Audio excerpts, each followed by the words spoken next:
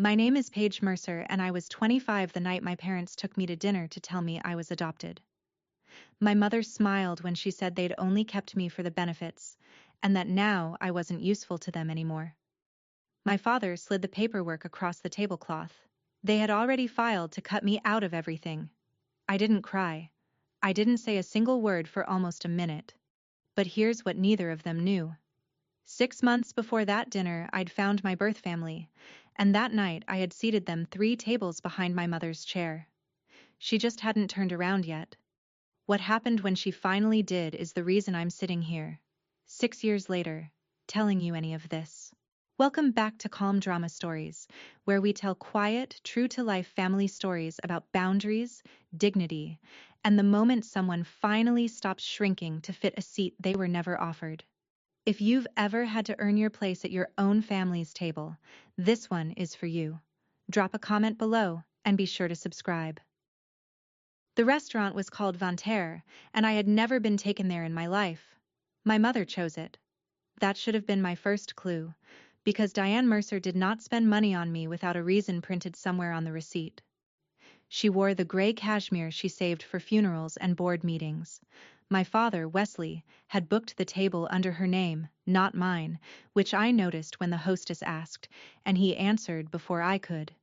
There was no banner, no balloon tied to my chair, no cake waiting in some back kitchen with my name piped in blue.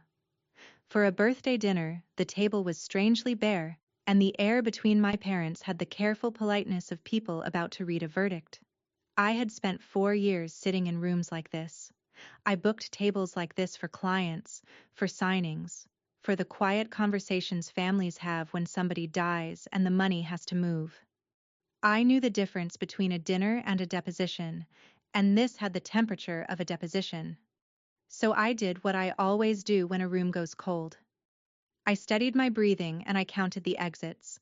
That was when I clocked the small brass number standing on the table behind us and to the left. Table 9. I held it in my mind without quite knowing why, the way you note a landmark before you've decided you'll need to find your way back. I set my own thing down beside my water glass, a thin manila folder, plain and unremarkable.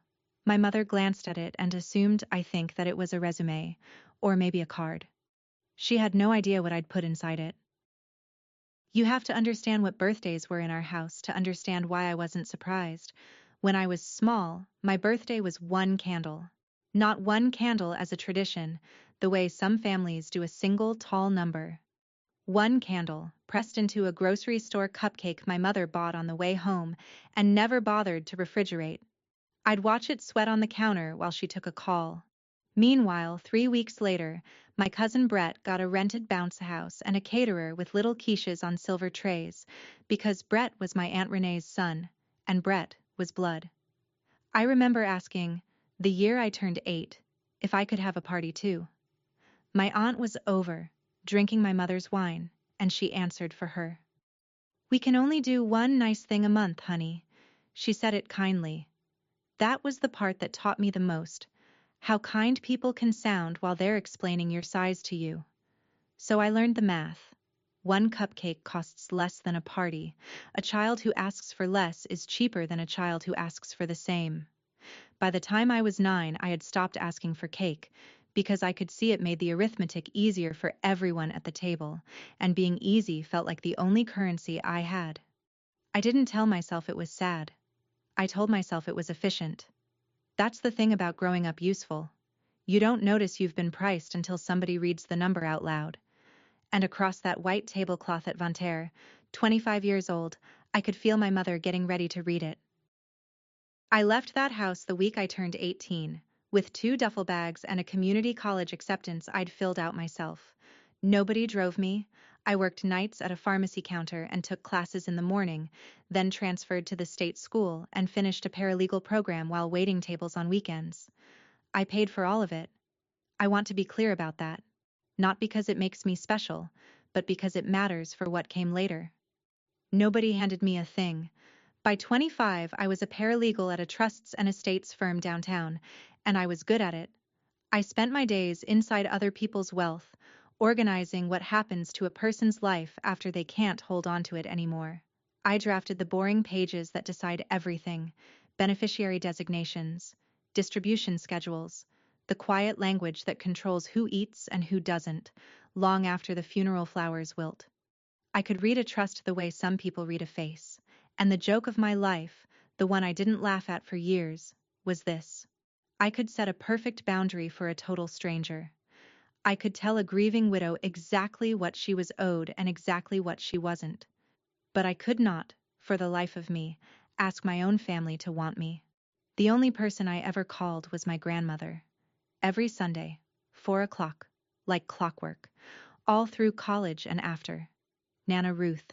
She was the one Mercer who answered the phone like she'd been waiting for it to ring, and it was something Nana once said to me that turned out to be the hinge the whole night swung on. Nana Ruth Mercer was my father's mother, and she was the only adult in that family who ever made me feel like a person instead of a line item. She had opinions about everything and apologies for nothing. When I was 12 and crying in her kitchen because Brett had told me I wasn't a real Mercer, she put down her dish towel, took my chin in her hand, and said the sentence I carried for the next 13 years. You were chosen, sweetheart, not collected. Then she made me a grilled cheese and let me stay up too late. Nana died when I was 23.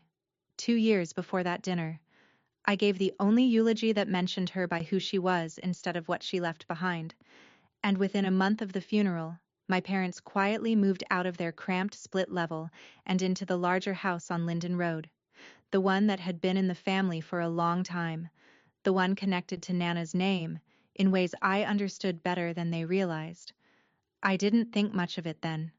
I was grieving. But there was a thing Nana said to me on one of our last Sundays, her voice thin over the phone, that I filed away without understanding. I made sure, she told me, that you'll never have to ask anyone for your own life. I thought she meant it as encouragement, a grandmother telling a granddaughter to be strong. It would be 6 months before that dinner, going through county records for an entirely different reason, that I'd learn she had meant it literally, in writing, and notarized. The year before I turned 25, my family started getting quiet around me, and not the comfortable kind.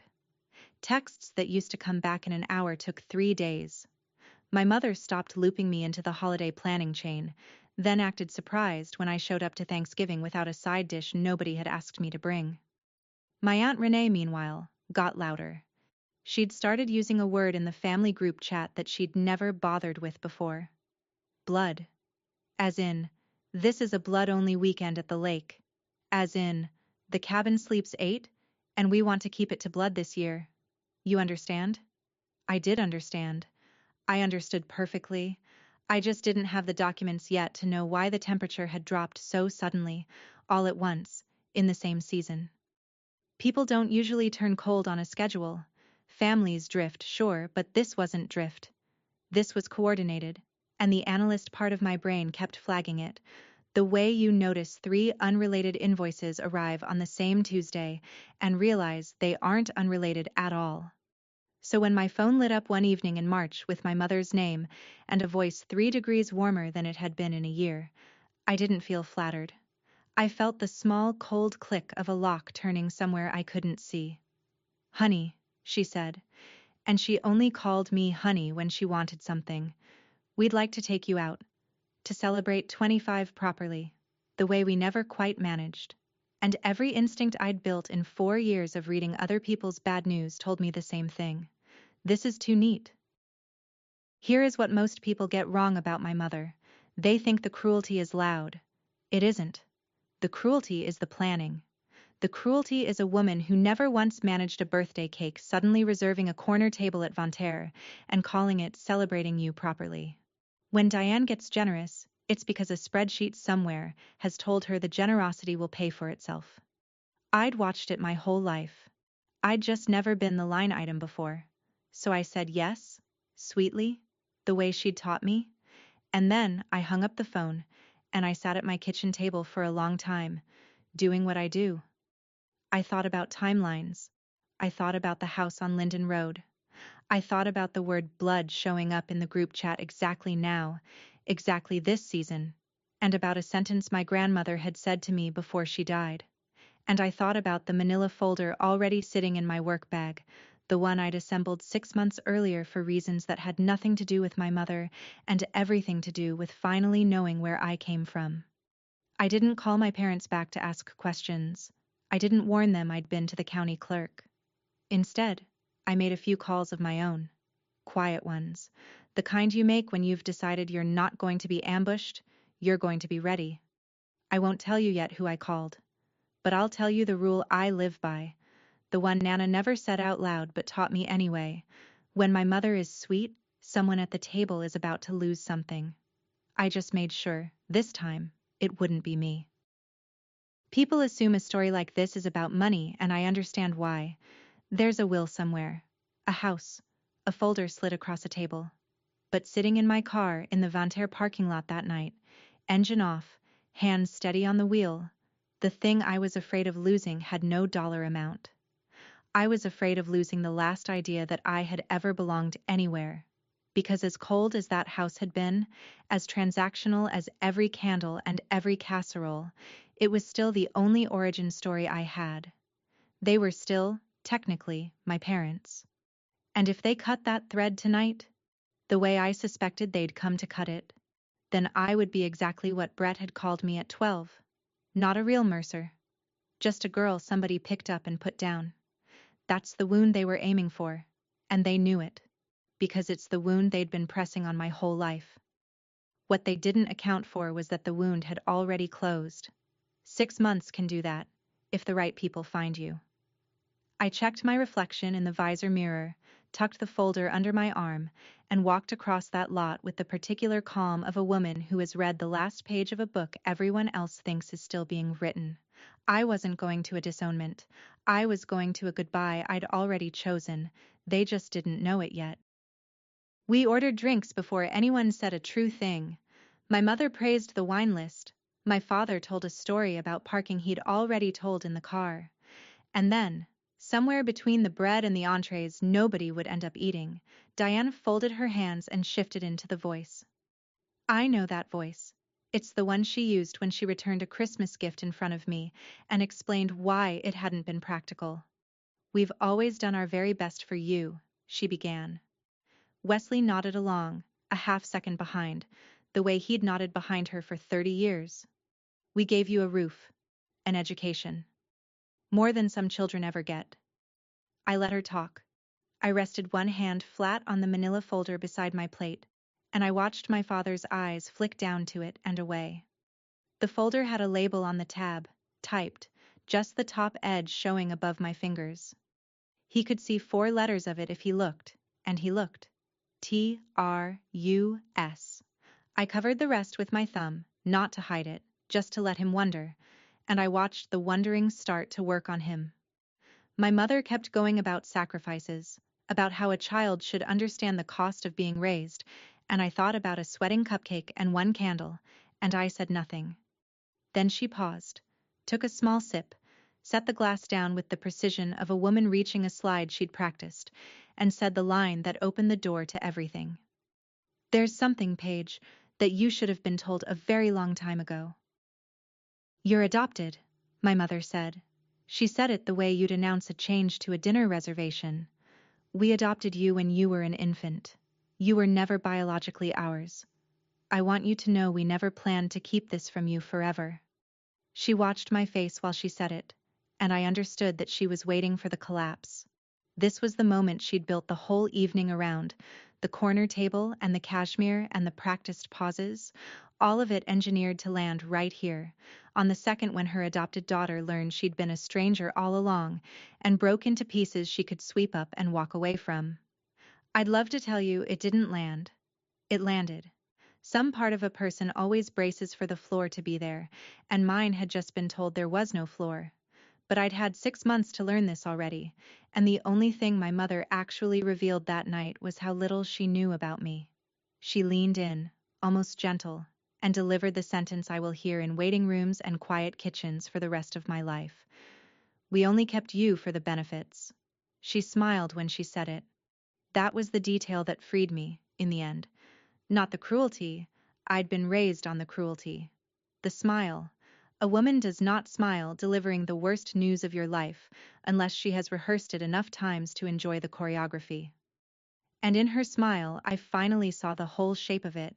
I hadn't been a daughter who disappointed them. I'd been an asset that had finished depreciating.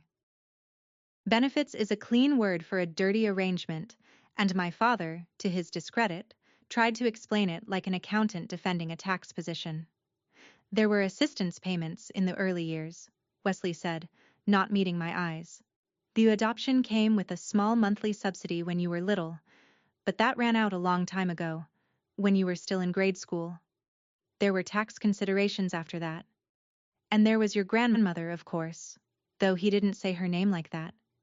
He said Nana had certain expectations about family, that adopting you had helped them meet those expectations, and that meeting them had turned out to be, in his careful accountant's word, worthwhile, for a good many years. I sat very still, and let the arithmetic of my childhood rearrange itself into its true equation. The one cupcake. The hand-me-downs from Brett that came with the tags from Renee's returns still on them. The way the heat got turned down in my room first. They hadn't been poor. They'd been pocketing the difference between what a child costs and what a child generates. And I had been the generator. We invested in you, Wesley said, as if that settled it. As if a child were a rental property with a depreciation curve. And then my mother, impatient with his bookkeeping, cut to the line underneath all the others, the one the whole evening had been built to deliver.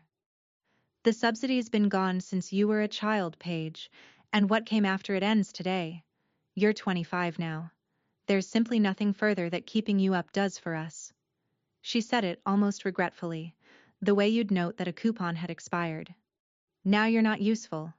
2 sentences, and they'd reduced a quarter-century of being their daughter to a line that had stopped producing income. I reached for my water. My hand did not shake. I noticed that it didn't, and I filed it away as a small, surprising gift. Then my father did the thing he'd come to do. He reached into the leather portfolio he'd brought, the one I'd assumed held a birthday card, and slid a thin sheaf of papers across the tablecloth until it touched my plate. We've already filed, he said, to formalize things. You won't be in the will. You won't be a beneficiary on anything of ours. We wanted to do this cleanly, in person, so there'd be no confusion later.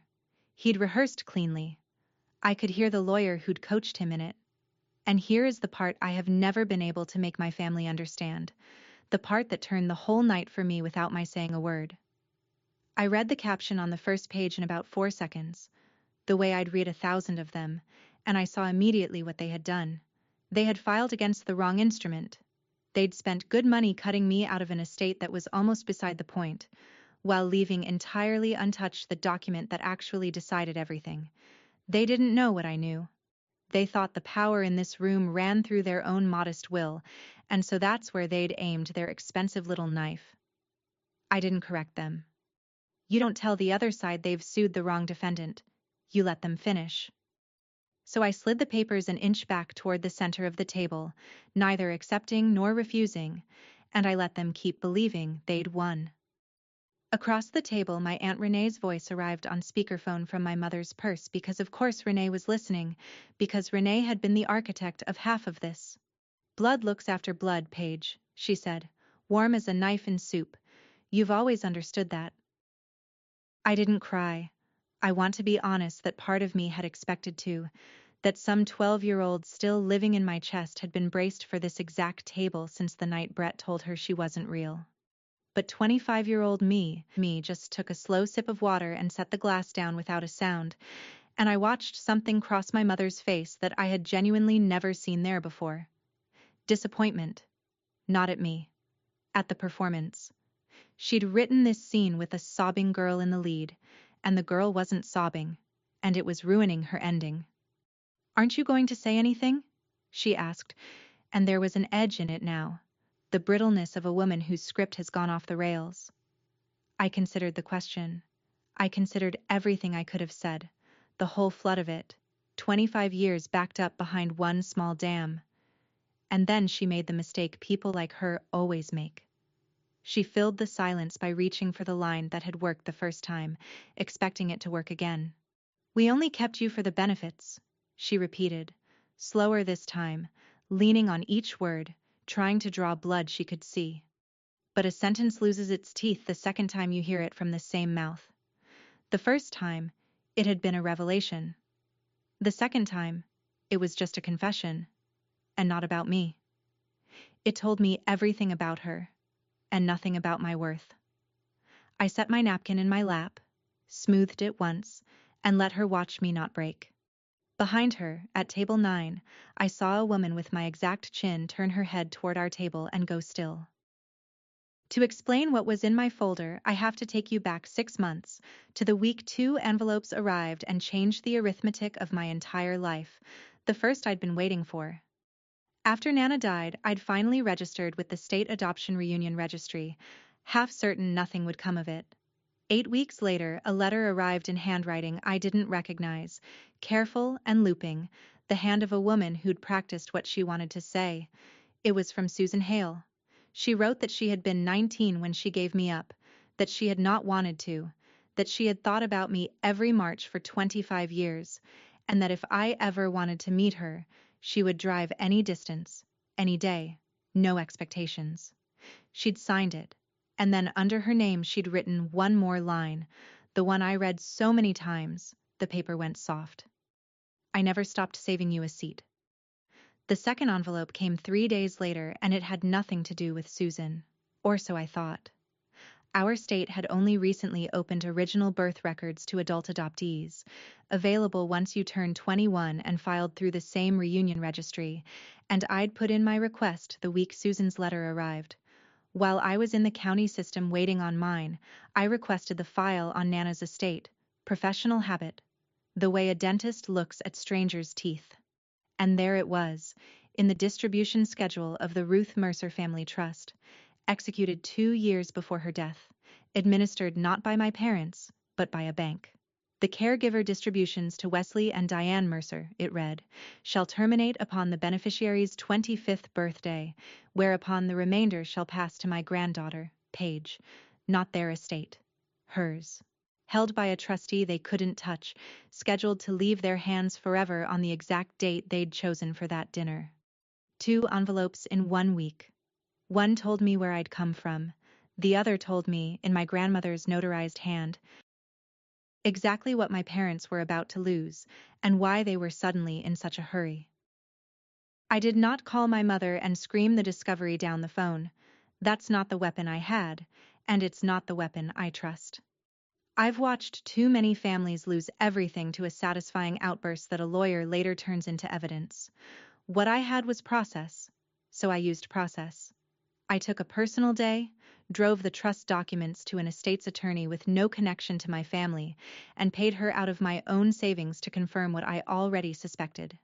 The caregiver distributions were legitimate, ongoing, and ending. My parents had been drawing a monthly sum for raising me and living in the house the trust funded for the better part of 2 decades. The remainder, on my 25th birthday, passed to me by the trust's own terms, through a corporate trustee, with nothing my parents could file, sign, or shred to stop it. Their will was irrelevant to it. Their disownment was theater performed on the wrong stage. My attorney asked if I wanted to notify them, get ahead of it, soften the landing. I said no. I said I wanted 3 things in a folder, and that was all. The retainer letter, so they'd know I had counsel. The trust's distribution schedule, so they'd see the date in black and white. And my original birth certificate, with Susan Hale's name in the mother's line, so that when the moment came, the table would understand exactly which family I was choosing to leave and which one I was choosing to keep. I labeled the tab, and I closed the folder, and I put it in my bag, and I carried it for 6 months like a quiet engine I hadn't turned on yet. The dinner invitation only told me when to turn the key. I met Susan Hale for the first time in a diner halfway between our cities, because she didn't want me to have to drive too far, and that small consideration undid me more than any speech could have. She was nervous. She'd brought a photo album she kept opening and closing without showing me, like she wasn't sure she'd earned the right. She had my chin and my way of going quiet when she felt too much. Over 6 months, we built something carefully, the way you'd repair a bridge while standing on it. I learned I had a half-brother named Danny, 20, all elbows and questions, who texted me memes within a week of meeting me as if I'd always been there to receive them. I learned my birth grandmother was a small, ferocious woman named Pearl, who took one look at me and said, "Well, there she is," like I'd just been late, not gone for a quarter century. They never asked me for anything. That was the part my whole nervous system couldn't parse. No favors, no money, no role to perform. Susan told me, the third time we met, the thing that would become the truest line of my life. "We've kept a seat for you, sweetheart," she said. "We never gave it to anyone else." And I, who could draft a flawless beneficiary clause for a stranger, who knew the precise legal language of belonging, sat in a vinyl booth and did not know what to do with my own hands, because I had been wanted, for the first time, by people who got nothing out of wanting me. After 25 years of being useful, I had no idea how to simply be welcome. I was about to have to learn fast. There's a difference between being needed and being wanted, and I'd only ever known one of them. Being needed, I understood completely. Being needed is a job. You show up, you produce, you stay easy, you keep the math simple, and in exchange, you get to keep your seat another quarter. I had been needed my whole life, and I'd mistaken the steadiness of it for love, the way you can mistake a long commute for a destination just because you do it every day. What Susan and Danny and Pearl offered me had no job attached, and that terrified me more than my mother ever had. The first time Susan called just to ask how my week was, with no agenda underneath it, I waited the whole conversation for the catch, and when there wasn't one, I had to pull my car over because I couldn't see the road. I kept testing them, in small, ungenerous ways I'm not proud of. I'd cancel a plan to see if they'd punish me. They didn't. They just said, "No worries, next time," and meant it. I'd offer to pay for everything, to make myself useful, to earn the seat. Pearl finally took my face in her hands the way Nana used to and said, "You don't have to buy your way in here. We already paid." And slowly, over those 6 months, a knot I'd carried since I was 9 began, not to vanish, but to loosen. I started to believe, against 25 years of evidence, that a person could simply want me in the room. So when my mother called to invite me to celebrate 25 properly, I already knew where I wanted to spend the evening. I just decided to spend it everywhere at once. Here's who I called. The night my mother booked Vanterre, I called Susan, and I asked her a question I'd been too afraid to ask anyone in my life. "Would you come to my birthday dinner?" I explained the whole shape of it, the parents, the suspicions, the trust, the speech I could feel coming. I told her I didn't know exactly what they planned to say, but I knew I didn't want to hear it alone, and I knew I no longer wanted to perform the grief they were counting on. Susan didn't hesitate for even a second. She said, "What time? And where? And should we dress up?" Then she said something that made me put my hand over my mouth in my kitchen. "We'd be honored," she said, "to watch you not need them." So I made one more call, this one to Vanterre, and I booked a second table for that same evening under my own name, Paige Mercer, party of 3. Table 9, the host told me, near the back, 3 tables behind the reservation already on the books for a Mercer party of 3 at the front. I almost laughed at the geometry of it. They had no idea they'd be performing my disownment within sight of the family that had spent 25 years saving me a chair. I told Susan and Pearl and Danny to arrive a little after us, to order quietly, to simply be there, and to let me come to them when I was ready. I won't pretend I didn't want them in that room. I did. There's a reason the truth lands harder spoken in front of people than mailed in a letter, and I'd watched enough confrontations to know a private one only ever becomes the other side's word against yours. So yes, I wanted witnesses, and I'm not ashamed of it. But Susan and Pearl and Danny were never just witnesses to me, and that was the whole difference between what they were doing and what my mother was doing. The folder was how I'd make my parents understand they'd lost. Table 9 was where I'd go to remember I'd won long before they sat down. Back at the front table, in the present, my mother decided the silence had gone on long enough and moved to close the deal. She produced one more page from the leather portfolio and turned it to face me, uncapping a pen and setting it across the paper like a small gift. "It's just an acknowledgement," she said, "that we've informed you, that you understand the situation. Sign it, and we can all have a civilized dinner and go our separate ways." I looked at the page and I didn't have to read far. The release paragraph opened with the exact boilerplate I'd typed 100 times myself. "The undersigned hereby waives and forever releases any claim, interest, or expectancy," and the rest of it did what that language always does. It wasn't an acknowledgement. It was a waiver wearing one, a tidy little document designed to have me agree on the record that I'd been notified and had no claim, the kind of thing a careful lawyer drafts to head off exactly the challenge I was in a position to bring. They wanted my signature while I was still bleeding from the reveal, before the shock wore off, and I could think. It's a classic move. I've seen grieving people sign away fortunes at kitchen tables because someone slid the pen over at the right wounded moment. My mother was counting on my wound. She didn't know it had a trust attached to it. I left the pen where it lay. My father, across from me, kept glancing at my manila folder, and I watched the worry climb up his neck in a slow red tide. Wesley had always been the one who knew where the money actually lived. He'd seen the 4 letters on the tab. He was doing the arithmetic now, the same arithmetic I'd done 6 months before, and I could tell the answer was beginning to scare him. "Is there?" he started, then stopped. "Is there something we should know, Paige?" I smiled at him, the first real smile of the night. "Not yet," I said. That was when my Aunt Renee arrived in person, with Brett trailing behind her, both of them feigning this surprise of people who'd been waiting in the bar for a text. "Paige, what a coincidence," Renee said, pressing a cold cheek to mine, and I understood instantly that Diane had summoned reinforcements. My mother liked an audience for her best work, and she especially liked one that would nod along and apply pressure if I got difficult. Renee pulled up a chair without being asked.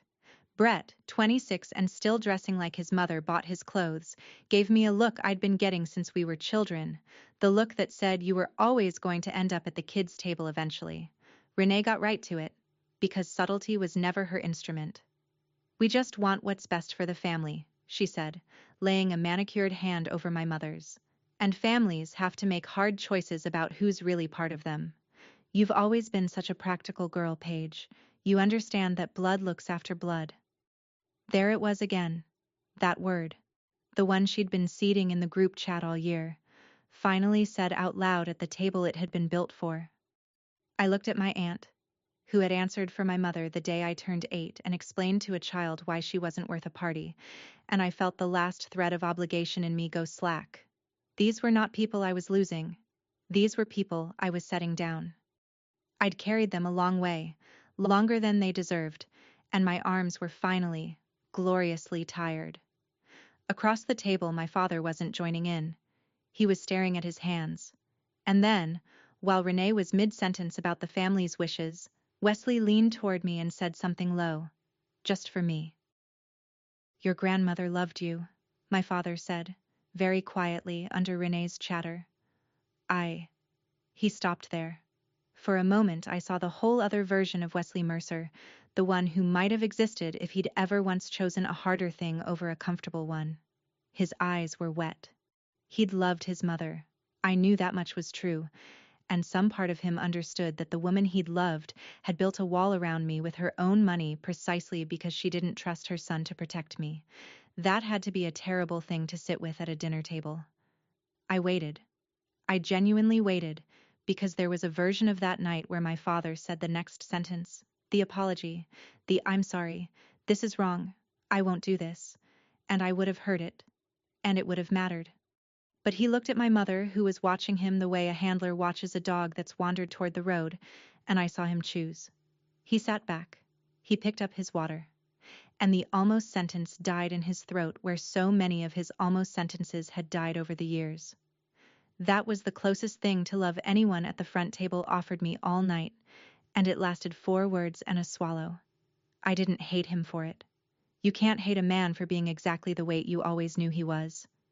But I understood finally that the reason they'd filed in such a hurry, the reason for the whole rushed cruel evening, was sitting behind his wet eyes. He knew about Nana's trust. He'd known the date was coming, and he had hoped, desperately, to get my signature on a waiver before I ever found out what his mother had done for me. So I asked him a question, not loudly, not as a daughter. I asked it in the voice I use at the firm when I've found the flaw in someone's filing and I'm giving them the dignity of noticing it themselves. Dad, I said, which instrument did you file under? Your estate? Or Nana's trust? The table went quiet in a new way. My mother's wineglass paused on its way to her mouth. Renee's manicured hand stopped patting.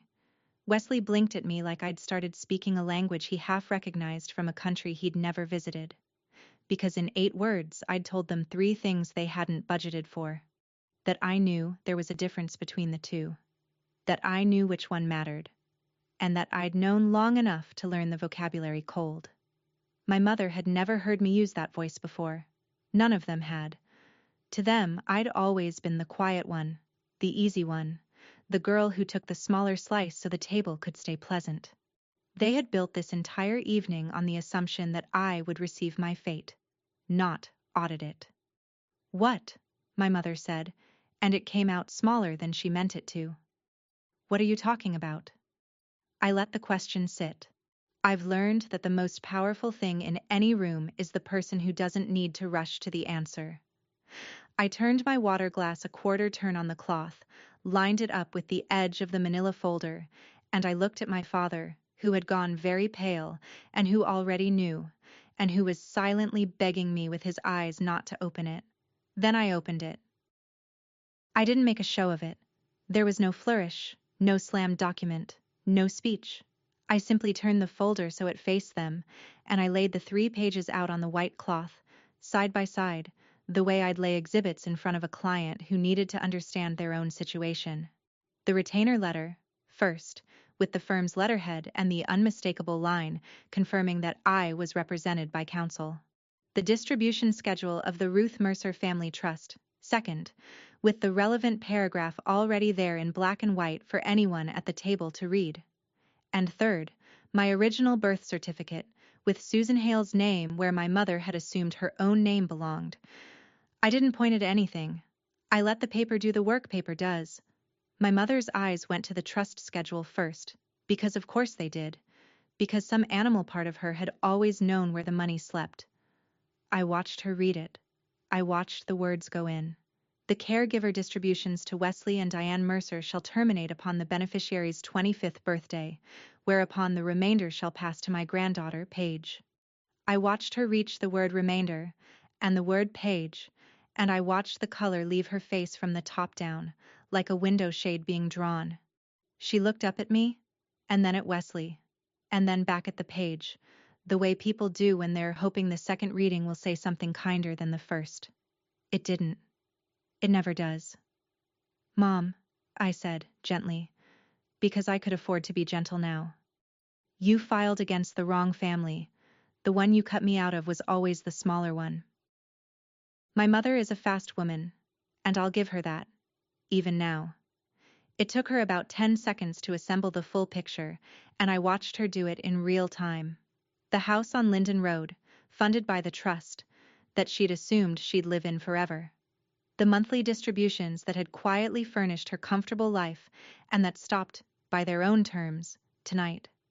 The remainder, the real money, the part she'd spent 2 decades adjacent to and never controlling, passing on this exact date to the daughter she'd just told she was finished with. And the waiver, her clever little waiver, that I'd been seconds from signing, that would have been worth precisely nothing because it released a claim on an estate that was never where the value lived. She had aimed every weapon she owned at a will and missed the trust entirely. The cruelty had been free. The mistake had been expensive. And here is where I learned the last thing my mother had to teach me, which is that people like her never apologize at the moment they're caught. They pivot. Her face rearranged itself, the cold draining out and a terrible warmth flooding in, and she reached across the table for my hand. Paige, she said, and her voice had gone soft and wet and maternal in a way it had never once been when it cost her anything. "We're still your parents. Whatever's in those papers, that doesn't change what we are. We're family." The word family, from the mouth that 20 minutes earlier had said we only kept you for the benefits. I looked at her hand reaching for mine, and I did not take it. The same sentence that had been her weapon was now, in this light, the confession that cleared me to leave. People expect this is the part where I made them pay, where I detailed exactly what the remainder was worth, watched them squirm, maybe ordered the most expensive thing on the menu and left them the bill. I understand the appetite for it. I've felt it. But I want to tell you the truth about power, because I handle it for a living. The strongest position in any room isn't the one holding the biggest number. It's the one that doesn't need the number at all. I had a career I'd built with my own hands. I had savings I'd earned waiting tables and drafting documents. I did not need Nana's remainder to be free, and that, more than any dollar figure, was what my mother could not survive understanding. So I closed the folder. I gathered the 3 pages back into it, unhurried, and I capped the pen they'd brought for my surrender and set it neatly beside her plate. I'd won the thing they thought we were fighting over before any of them sat down, and I'd won it by knowing, by preparing, by refusing to be ambushed. There was nothing left to argue. There was only the choice of where to spend the rest of my birthday. And I'd made that choice 6 months ago, in a vinyl diner booth, when a nervous woman with my chin slid a photo album across a table and didn't ask me for a single thing. I administer estates for a living, and I'll tell you what I tell every client who's being circled by people who only appear when there's something to gain. If someone in your life shows up only when you're useful, you already know what that is. And no amount of shared history makes it love. Type the word boundaries below if you've had to learn that the hard way. And subscribe, because the part you came for is about to happen. I stood up. I did it the way you'd rise from any table, no drama, just a woman pushing her chair back and reaching for her folder. But the effect on the front table was immediate. My mother's hand was still hanging in the air where mine should have been.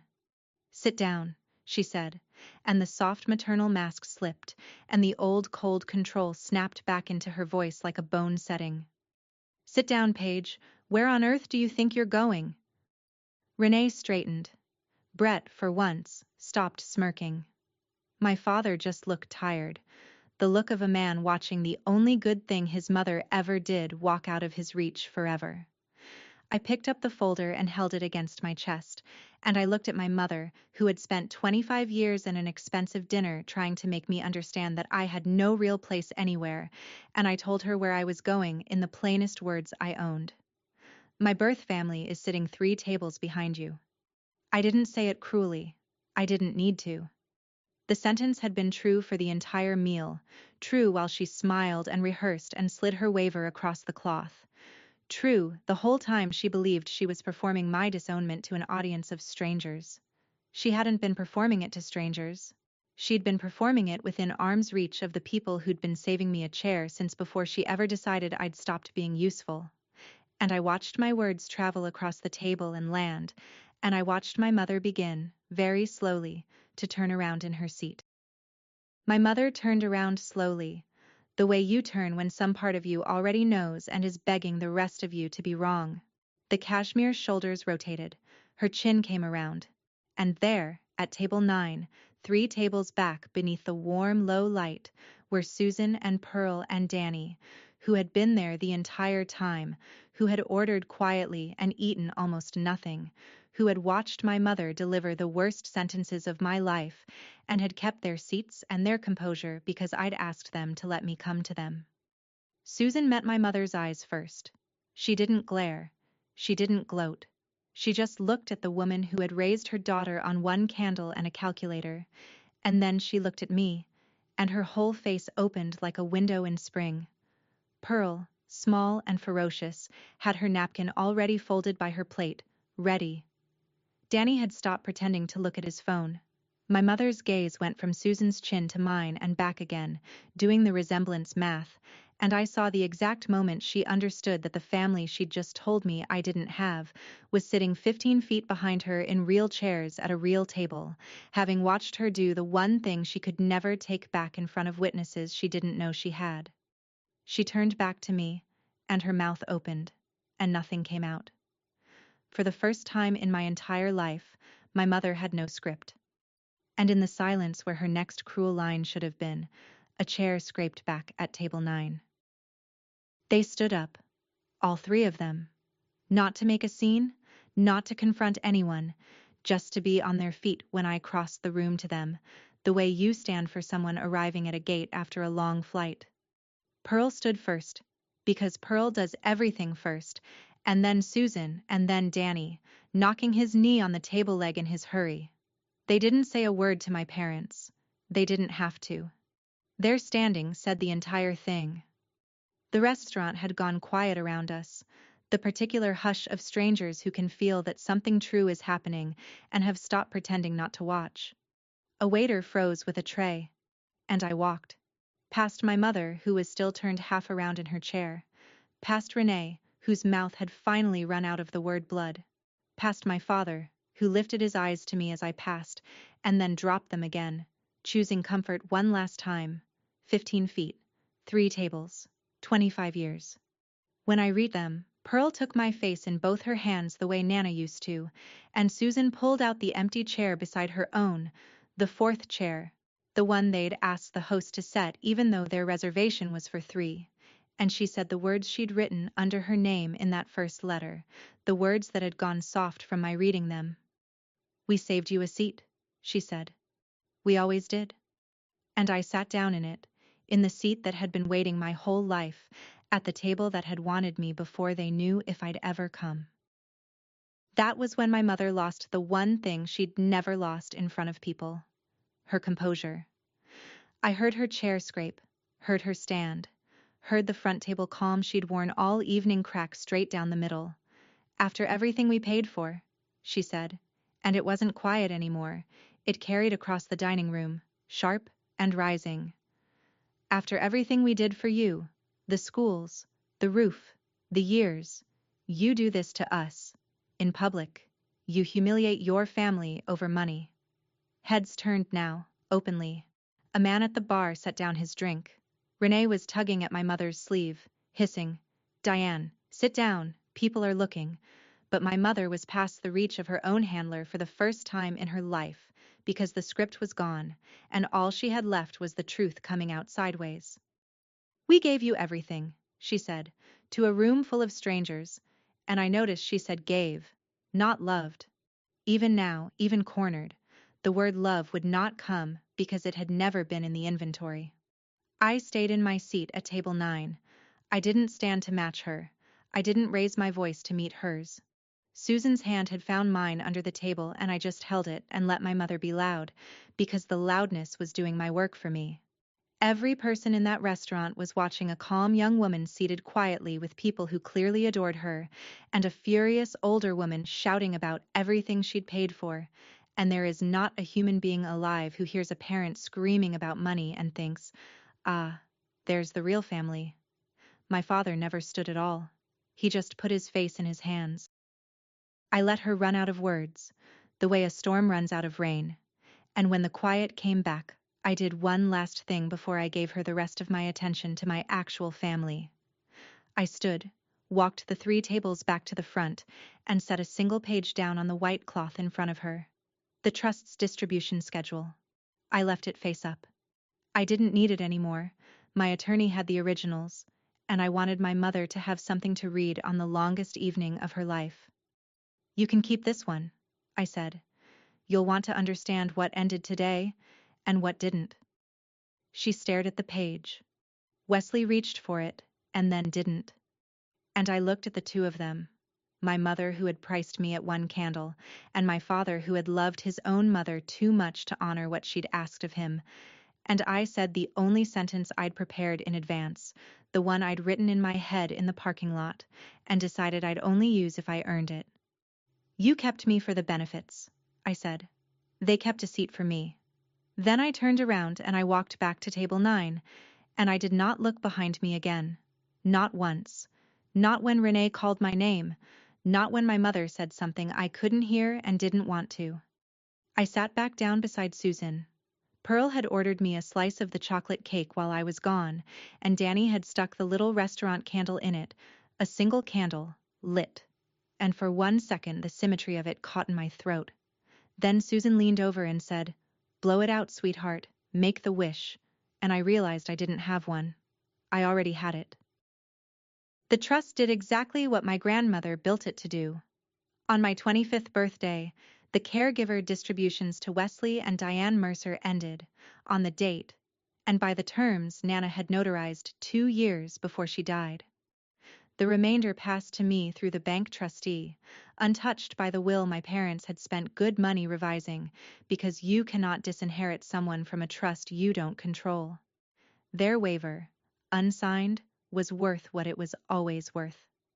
Within a year, my parents sold the house on Linden Road, because without the distributions they couldn't carry it, and moved into something smaller, and I am told Renee was furious to learn that none of Nana's money would be flowing toward Brett after all.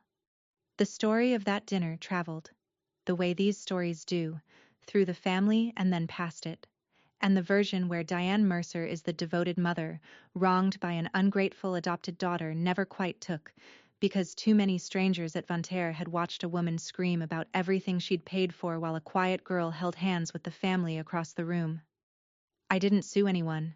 I didn't post anything. I simply stopped answering, and I let the silence be the boundary, which is the only kind that ever holds. My father texted me once, a few weeks later. 3 words. "I am sorry." No name signed, no follow-up when I didn't reply. I never replied. I heard later that when Renee tried to rally the family to contest Nana's trust, it was Wesley who quietly shut it down, told them their mother had every right to leave her money where she pleased, that it was hers, that it was finished. He was right. He was also, as ever, a year too late and saying it to the wrong room, when it cost him nothing and changed nothing. That was the whole of my father in the end, a man who knew the right thing, even felt it, and could only ever bring himself to do it once doing it had stopped requiring anything of him. I didn't need the apology, but I was glad. In a small, clean way, that he'd finally been right out loud. As for the rest of it, I spent that first real birthday eating chocolate cake at table 9 with people who got nothing from wanting me, and I have spent every birthday since with them. Susan and I talk every Sunday now, 4 o'clock, the hour I used to save for Nana. Pearl taught me to make her grilled cheese. Danny still sends me memes. And somewhere in a drawer at my new family's kitchen, there is a photo album that doesn't close anymore because it finally has enough pages. Being useful was all my parents ever wanted from me, and being wanted was the one thing I'd never had, and it took me 25 years and one terrible dinner to learn that anyone who only keeps you for the benefits has already told you, in the plainest language there is, that they were never your family at all. That's my story. 1 candle for 24 years, and on the 25th, a whole table that lit them all without being asked. If someone in your life only values you when you're useful, take this as your sign to stop auditioning for a seat you already deserve. You don't have to earn the people who love you. Share this with someone who needs to hear it. Drop a comment, hit subscribe, and I'll see you in the next one.